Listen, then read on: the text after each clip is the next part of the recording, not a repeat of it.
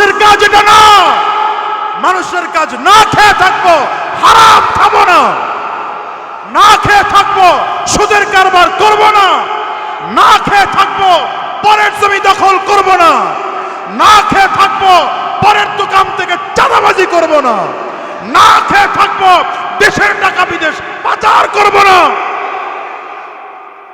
আমার এই দেশ থেকে যারা বিদেশ পাচার করছে এরা তো সুরতে মানুষ, চেহারা তো দেখতে, কিন্তু মানুষ হইলে হবে কি? এগুলো তো গরুর চেয়েও খারাপ।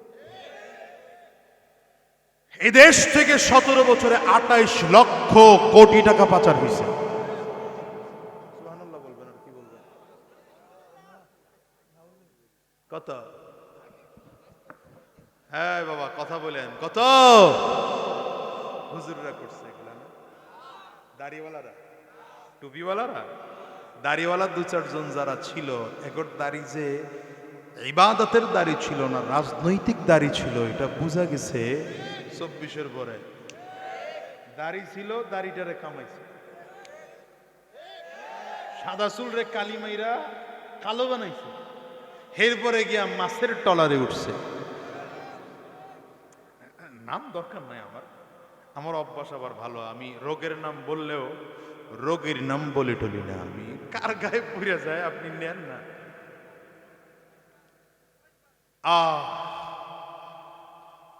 এই তোমার আকলের দাম আছে, এই আকলের কি দাম আছে? হ্যাঁ,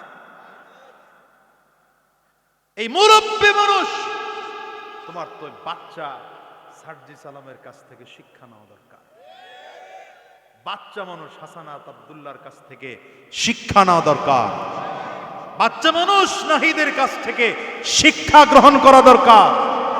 বাচ্চা মানুষ কি বলে শরীফ ওসমান হাদির কাছ থেকে শিক্ষা গ্রহণ করা দরকার। যারা জীবন দিয়েছে, রক্ত দিয়েছে, শহীদ হয়েছে, বাতিলের সামনে মাথা নত করে নাই। তুই হাত তুলে বলো ঠিক কেনা? তুমিও প্রস্তুতি গ্রহণ করো, এই তুমিও প্রস্তুতি গ্রহণ করো। এক জীবিত ওসমান হাদি, মৃত এক ওসমান হাদি জীবিত হাজার মানুষের থেকে বেশি শক্তিশালী। কথা বলেন না? একজন মৃত মীর মুগ্ধ, একজন মৃত আবু সাইদ হাজার লক্ষ মানুষের থেকে বেশি স্পিডওয়ালা, ঠিক কিনা বলো? এজন্য মুসলমান সিদ্ধান্ত নাও, বাঁচবো একদিন, বাঁচবো বাঘের মতো বাঁচবো, শিয়ালের মতো হাজার বছর বেঁচে থাকতে চাই না। বলেন না, বলেন না, বলেন না, বলেন না। আল্লাহ আকল দিয়েছেন, আকল দিয়ে জান্নাত কামাই করব, আকল দিয়ে দ্বীনের পথে চলবো, আকল দিয়ে ইসলামের পথে চলবো, আকল দিয়ে সমাজের পক্ষে কাজ করব, আকল দিয়ে সুদের বিরুদ্ধে কথা বলবো, আকল দিয়ে ঘুষের বিরুদ্ধে কথা বলবো, আকল দিয়ে জুলুমের বিরুদ্ধে কথা বলবো, আকল দিয়ে নির্যাতনের বিরুদ্ধে কথা বলবো। গুলি আসলে বুকে লাগাবো, শহীদ হব, আফসোস নাই, ঠিক কিনা বলো? ইসলামী হুকুমত সাধনায় আমার, শাহাদাত জীবনের কামনায় আমার। বলে ইসলামী হুকুমত সাধনায় আমার, শাহাদাত জীবনের কামনায় আমার।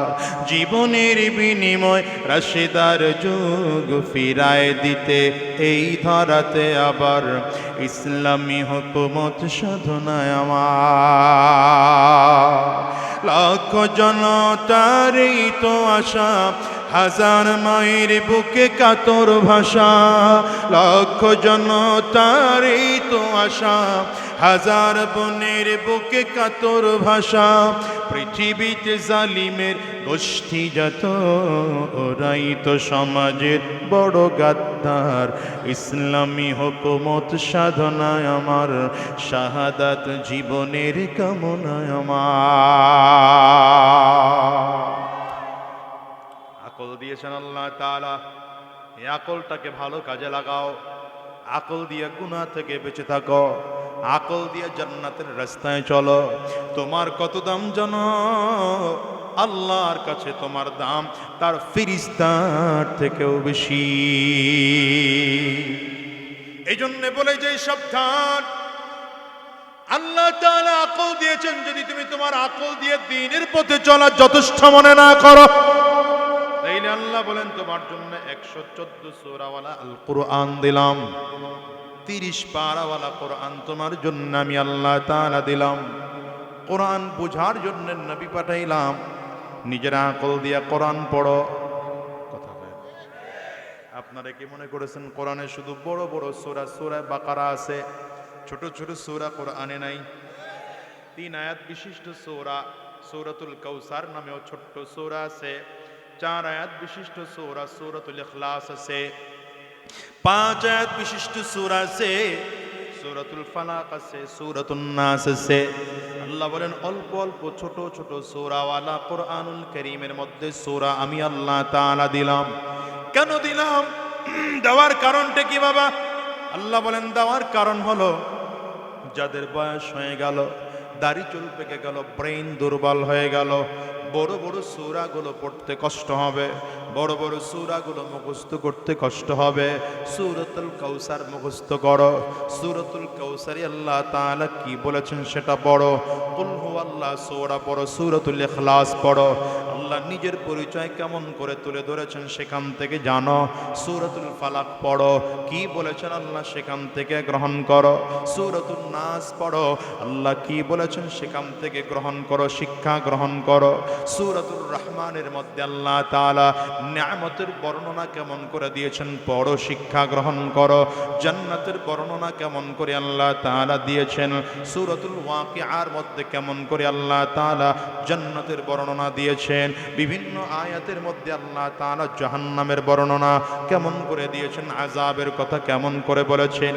এগুলো বসে বসে মাঝে মাঝে পড়ো আর নিজের আমলটাকে শুদ্ধ বানাও। নিজের আকল দিয়ে চিন্তা করো কোন রাস্তায় চলতেছি আমি, এই রাস্তায় চলা আমার জন্য শোভা পায় কিনা। আমার বাবা মুসলমান, দাদা মুসলমান, নানা মুসলমান, নানি মুসলমান, আমি এই রাস্তায় চলে জান্নাত পাবো না জাহান্নামের অধিবাসী হব। যদি তুমি আর আমি জাহান্নামী হয়ে যাই তাইলে মানুষ হয়ে কোনো লাভ না। মানুষ হইলাম তার মানে তুমি আমি জাহান্নামে যাওয়া যাবে না, তোমাকে আমাকে জান্নাতে যেতেই হবে। বলেন কোথায় যাওয়া লাগবে, কোথায় যাওয়া লাগবে? এই জন্য অনুরোধ করে যাই, সাবধান। আজকের এখান থেকে ওয়াদা করে বিদায় হন, গুনাহ করব না ইনশাআল্লাহ। জোর নেই, এটা 1 নম্বর ওয়াদা, গুনাহ করব না। বলেন জোরে আওয়াজ করে বলেন 1 নম্বর, গুনাহ করব না। বলেন সবাই মিলে বলেন গুনাহ করব না। হয় না? আরো জোরে বলেন গুনাহ করব না। আওয়াজ করে দিল থেকে বলেন গুনাহ করব না। দ্বিতীয় নম্বর, যদি গুনাহ হয়ে যায় তাইলে তওবা করব। বলেন গুনাহ হলে কি করব? জোরে বলেন গুনাহ হলে কি করব? আরো জোরে বলেন গুনাহ হলে কি করব? সবকেই দুইটা। এতক্ষণ বসে মূল কথা বোঝানোর জন্য এতদূর আসলাম। 1 নম্বর গুনাহ করব না, দ্বিতীয় নম্বর গুনাহ হয়ে গেলে তওবা করব। নবীদের থেকে আল্লাহ তাআলা জীবনে গুনাহ করানি নাই। নবীদের জীবনে কোনো গুনাহ নাই, এই জন্য নবীরা মাসুম। সাহাবায়ে কেরামদের দ্বারা যদিও 2-4 জনের দ্বারা গুনাহ হয়ে গেছে, কিন্তু সাহাবায়ে কেরামদের দিলকে আল্লাহ তাআলা এমন করে বানিয়েছেন, নবীজির সুহবতে থাকার কারণে সাহাবায়ে কেরামদের দিল এত দামি হয়ে গেল। যদিও গুনাহ হয়ে গেছে কিন্তু গুনাহ নিয়ে সাহাবীরা মরেন নাই। এইজন্য নবীদেরকে বলা হয় মাসুম আনিল মাসিয়া। সাহাবায়ে কেরামদের ব্যাপারে বলা হয় মাহফুজ আনিল মাসিয়া। মাসুম আনিল মাসিয়া হলো যার থেকে আল্লাহ তাআলা গুনাহ জীবনে করান নাই। আর সাহাবায়ে কেরাম মাহফুজ আনিল মাসিয়া, তার মানে যদিও গুনাহ হয়ে গিয়েছে কিন্তু গুনাহ নিয়ে তারা মরেন নাই। জীবিত থাকা অবস্থায় পাক্কা সাচ্চা দিলে তওবা করেছেন। ছোট ছোট গুনার জন্য তওবা করেছেন। ছোট ছোট গুনাহ, ছোট ছোট গুনার জন্য তওবা করেছেন। নামাজ ছুটে গেছে তো কান্না শুরু করেছেন। তাকবীরে উলা ছুটে গেছে তো নামাজ কান্না শুরু করেছেন। জামাত ছুটে গেছে তো কান্না শুরু করে দিয়েছেন। পর্দা ছুটে গেছে তো কান্না শুরু করে দিয়েছেন। আল্লাহ মাফ করো, কোন এক মহিলার দিকে দৃষ্টি দিয়েছেন একটু বদনজর দিয়া, হঠাৎ করে ব্রেন ঘুরে আসছে, কান্না শুরু করেছেন। এমন কান্নার কারণে কাঁদতে কাঁদতে সাহাবী শেষ পর্যন্ত বিদায় হয়ে গিয়েছেন। হ্যাঁ, এটার নাম সাহাবী, এটার নাম সাহাবী। এদের থেকে শিক্ষা গ্রহণ করো। তুমিও মানুষ, আমিও মানুষ, আর তারাও মানুষ। তুমি আর আমিও আল্লাহর আদালতে দাঁড়াবো, তারাও আল্লাহর আদালতে দাঁড়াবে। তুমি আমি কেমন মুসলমান, তারাই বা কেমন মুসলমান ছিল, হিসাব নিলাও। ওই যে একজন মহিলা সাহাবী আমার নবীর সামনে এসে দাঁড়িয়েছেন, ডেকে বললেন, পয়গম্বর আমাকে শাস্তি দেন, আমি জিনা করে ফেলেছি। নবীজি চেহারা ঘোরায় নিলেন, না না, আমার কোনো সাহাবী জিনা করতে পারে না, কারণ সহিহ বুখারীর হাদিসের মধ্যে এসেছে, পয়গম্বর বলেন, লা ইয়াজনি জানি হিনা ইয়াজনি ওয়া হুয়া মুমিন। মুমিন থাকা অবস্থায় কোনো মানুষ জিনা করতে পারে না। নবীজি চেহারা ঘুরিয়ে নিয়ে বললেন, না, আমার কোন সাহাবী জিনা করতে পারে না। মহিলা আবার বললেন, পয়গম্বর জিনা করে ফেলেছি, আমারে শাস্তি দিয়ে দেন, পবিত্র বানায় দেন, গুনাহ নিয়ে মরতে পারবো না। আমার ভয় হয় গুনাহ নিয়ে মরলে জাহান্নামের আযাব কবরের মধ্যে চলে আসবে, আমি সহ্য করতে পারবো না। নবী, শাস্তি দিয়ে আমাকে পবিত্র বানায় দেন। নবীজি আবারও চেহারা ঘুরায় নিলেন, না না, আমার কোন সাহাবী জিনা করতে পারেন না।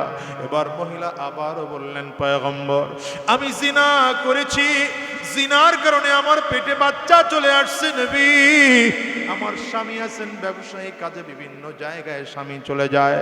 আমার স্বামী যখন ঘরে থাকে না, কাজের ছেলের সাথে আমার জিনার সম্পর্ক হয়ে গেছে, কিন্তু এখন দিলের মধ্যে বুঝ আসছে, হুজুর জিনার গুনাহ নিয়ে মরতে পারবো না, জাহান্নামের আযাব সহ্য করতে পারবো না, কবরের আযাব সহ্য করতে পারবো না। পয়গম্বর ডেকে বললেন, মাগো কেমন করে তোমারে শাস্তি দেব বলো? এখনো বাচ্চা তোমার গর্ভের মধ্যে আছে, গর্ভে বাচ্চা থাকা অবস্থা আমি তোমারে শাস্তি দিতে পারি না। যাও মা, চলে যাও, যেদিন তোমার বাচ্চা জমিনে আসবে, আমি নবীর কাছে আসবা, আমি তোমার শাস্তি দিয়ে পবিত্র বানায় দেব। মহিলার চোখ দিয়ে পানি বের হয়, নবীজির দরবার থেকে বাড়িতে চলে যায়। লম্বা দিন পরে আবার বাচ্চারে কোলে করে নিয়ে আসছে, পয়গম্বরের হাতে দিয়েছেন। নবীজি তাকায় দেখে, এই যে আমার বাচ্চা এখন জমিনে, এখন আপনি আমার আর ফেরত দিয়েন না, আমার এখন শাস্তি দিয়ে পবিত্র বানায় দেন। গুনাহ নিয়ে মরতে পারবো না, কবরের আযাব সহ্য করতে পারবো না। নবীজি বাচ্চাটার দিকে তাকায় দেখেন আর বলেন, মাগো, এই বাচ্চাটার দিকে তাকিয়ে দেখি বাচ্চা তো এখন অনেক ছোট বাচ্চা, মাত্র 1 দিন বা 2 দিন আগে জমিনের মধ্যে এসছে। যাও মা, চলে যাও, এই অবস্থায় তোমার শাস্তি দিতে পারবো না। এই অবস্থায় যদি আমি তোমার শাস্তি দেই, তাইলে বাচ্চাটার অবশ্যই অসুবিধা হবে। যাও, চলে যাও, যেই দিন তোমার বাচ্চাটা আরো বড় হবে, অন্তত এতটুকু বড় হবে, নিজের খানা নিজে খাইতে পারে, নিজের চলা নিজে চলতে পারে, সেই দিন আমি নবীর কাছে আসবা, আমি তোমার শাস্তি দিয়ে পবিত্র বানায় দেব। বর্ণনাকারী বলেন, নবীজি যখন মহিলারে ফিরে দিলে, মহিলার চোখ দিয়ে টাপ টাপ করে পানি বের হয়, আর চিল্লায় ডাকে, আল্লাহ, হায়াত আর পাবো কিনা জানি না, জানি হায়াত শেষ হওয়ার আগে আমার জমিন থেকে বিদায় হতে হয়। আয় আল্লাহ, গুনাহের শাস্তি পাইয়া পবিত্র হয়ে কবরে যাইতে পারবো কিনা জানি না।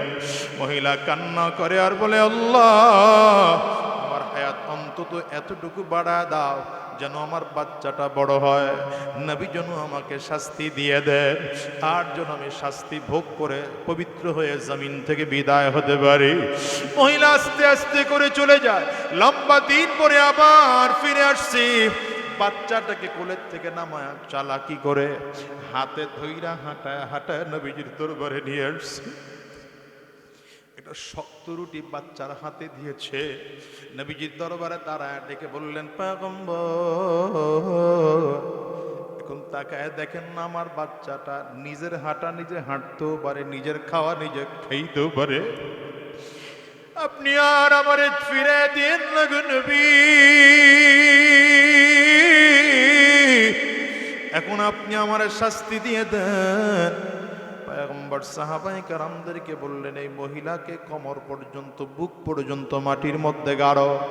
যেহেতু বিবাহিতা মহিলা ছিলেন, তার বিধান হলো যদি বিবাহিতা কোনো মহিলা জিনা করে বুক পর্যন্ত মাটির মধ্যে গেড়ে পাথর নিক্ষেপ করতে হয়।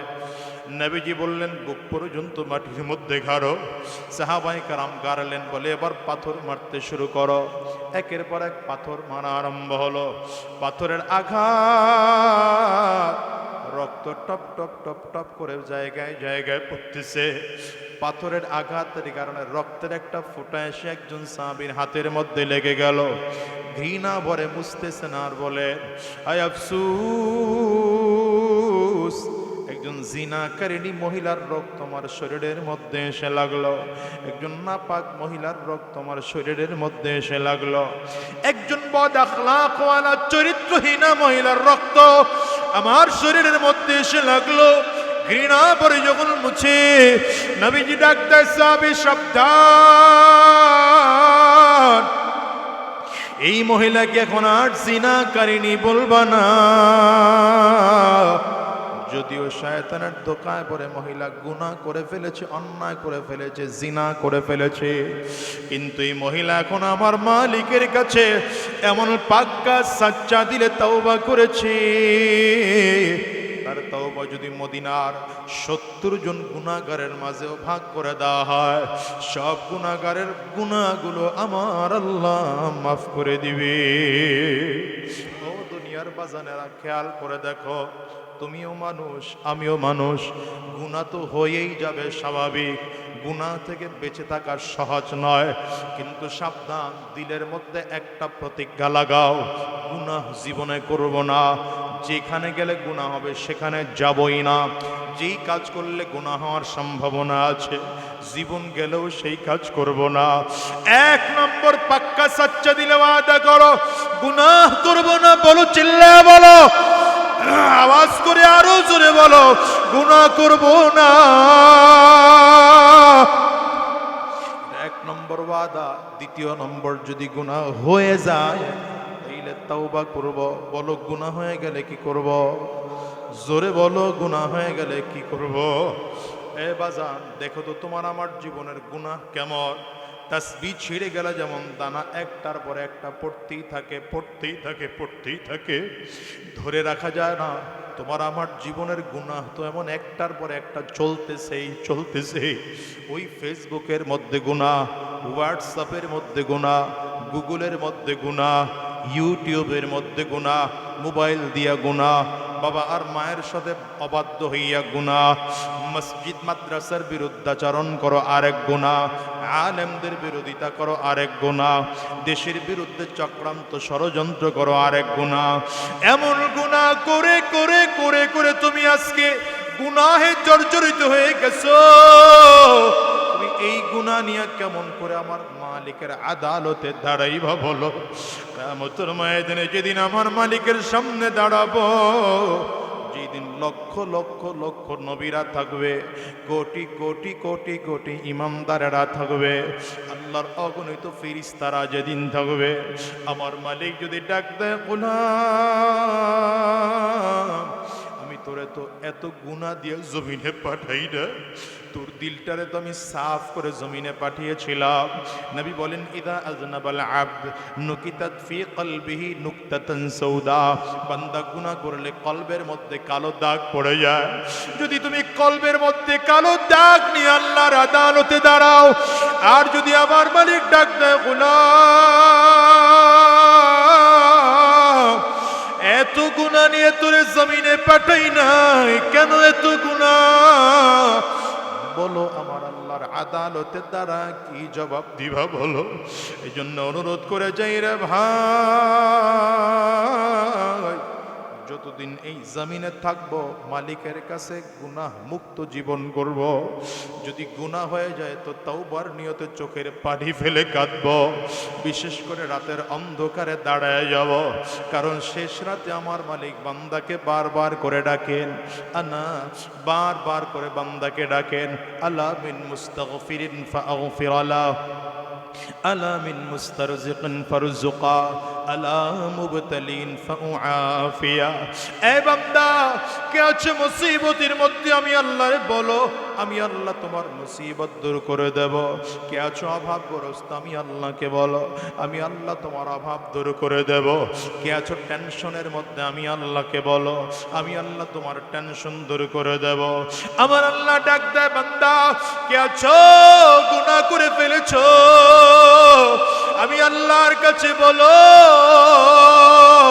আমি আল্লাহ তোমার জিন্দেগির সব গুনাহগুলো মাফ করে দেব। রাতের অন্ধকারে তাহাজ্জুদ নামাজের মধ্যে দাঁড়ায় যাও না বাবা, চোখের পানিগুলো ফেরে আমার মালিকের ডাক দাও না, আর ডেকে বলবা আল্লাহ, আমার চেয়ে গুনাহগার বান্দা তোমার এই জমিনের মধ্যে আর কেউ নাই, আমার চেয়ে সুদখোর আর কেউ নাই, আমার চেয়ে হারাম করে জমিনে আর কেউ নাই। আমি যখন আমার গুনাহের দিকে তাকাই, তোমার দরবারে হাত তুলতে আমার ভয় হয়, কিন্তু আল্লাহ তুমি তো রহমান, তুমি তো রহিম,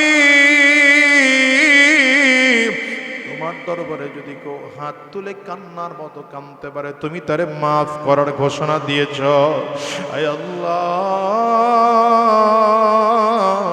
আমারে গুনাহগার বানাইয়া জমিন থেকে নিও না, বরঞ্চ গুনাহ মুক্ত করায় জমিন থেকে নিও। দেখো নবীর সাহাবায়ে কারাম যারা জান্নাতের সার্টিফিকেট পেয়েছে, এরা জাহান্নামের ভয়ে কত বেশি কান্না করেছেন জানো?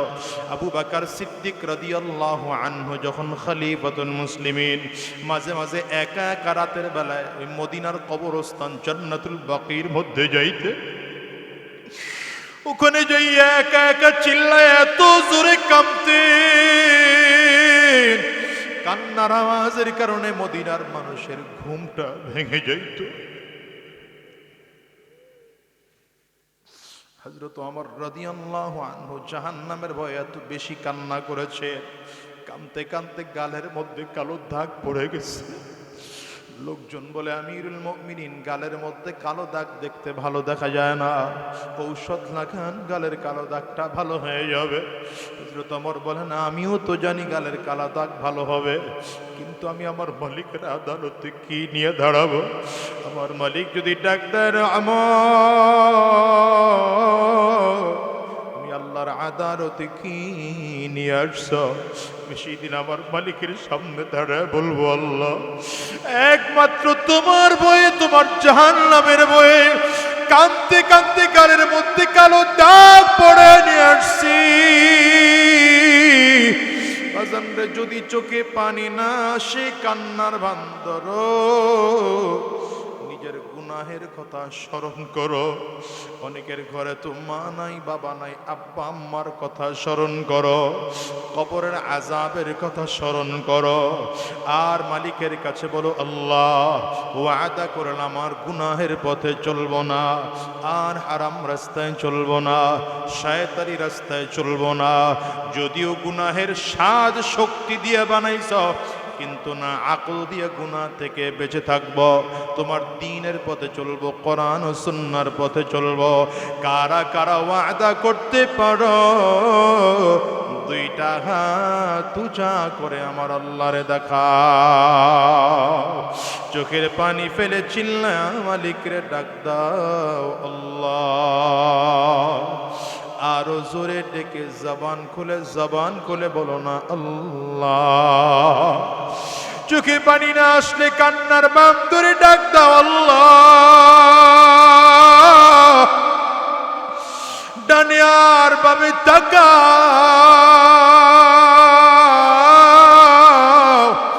তাকাইয়া দেখো কার চোখে পানি।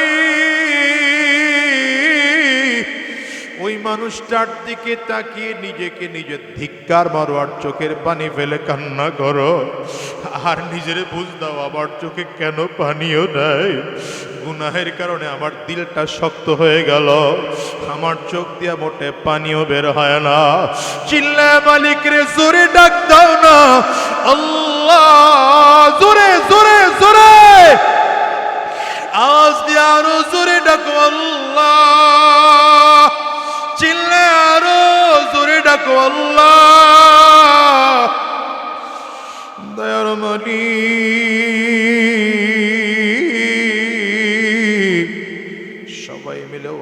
করলাম আর হারাম রাস্তায় চলবো না, শয়তানি রাস্তায় চলবো না, গুনাহের পথে চলবো না, জীবনে কোনোদিন গুনাহ করব না। যদি গুনাহ হয়ে যায় তাইলে তাওবা করব। আল্লাহ তুমি কবুল করে না। আওয়াজ দিয়ে জোরে বলো আমিন, আরো জোরে চিল্লায় বলো আল্লাহুম্মা আমিন। হাতগুলো তুলে রাখেন, নামায়ান না। এ হাত দিয়ে কেউ মাকে কবরে রেখেছেন, কেউ বাবাকে কবরে রেখেছেন, কেউ কাবার গিলাফ ধরেছেন। আজকের এ হাত দিয়ে আমরা একটা ছোট্ট নেকের কাজ করব। সবাই রাজি আছেন? পড়েন বিসমিল্লাহির রহমানির রহিম, জোরে বিসমিল্লাহির রহমানির রহিম। হাতগুলো দ্রুত পকেটে ঢুকায়া দেন, এক্ষুনি মোনাজাত হবে। মোনাজাতের আগাগ মুহূর্তে যার সাধ্যে যতটুকু কুলায় এই মসজিদের জন্যে একদম 5 টাকা, 10 টাকা, 20, 50, 100, 500 যা পারেন দ্রুত দান করেন। আর 2-4 জন স্বেচ্ছাসেবক ভাই একটু হাতে হাতে এগুলো নিয়ে নেন। রুমাল থাকলে, ব্যাগ থাকলে বসেন, সভাপতি সাহেব বসেন।